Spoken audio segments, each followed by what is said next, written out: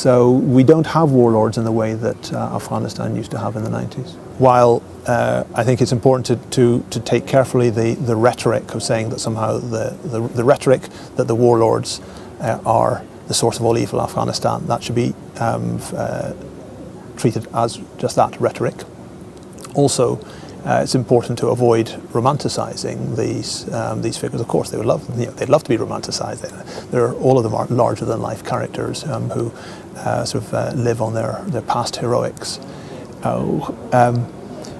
Afghanistan is not alone in finding that leaders have emerged during the war and have provided the first generation of sort of post-war. Because some of Afghanistan is in a post-war situation, sort of post-war leadership. Many other countries have gone through that process as well. What's interesting to see is the extent to which they monopolize power or allow others to come along. The process is dynamic. There's no way you can say that the role which is being played by these regional leaders is the same as the role that they played when they were directly leading the fighting or when they were formally running enclaves, little statelets in the conditions of the Civil War. They've had to broaden their base, they've had to find some kind of legal or democratic mandate, and they've also had to welcome lieutenants and political associates who have sort of developed under their umbrella.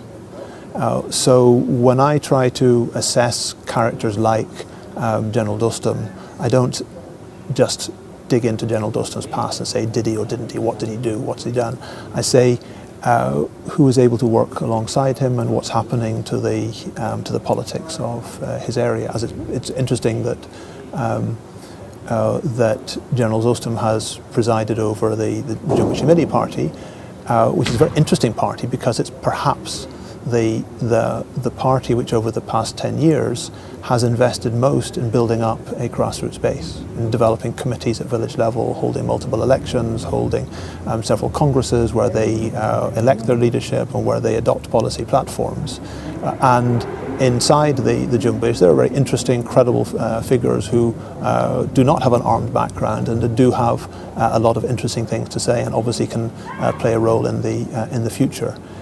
So that I think I'm well aware of the checkered heritage and the sort of controversy both internationally and inside Afghanistan over the presence of people who've played a role in this very difficult conflict.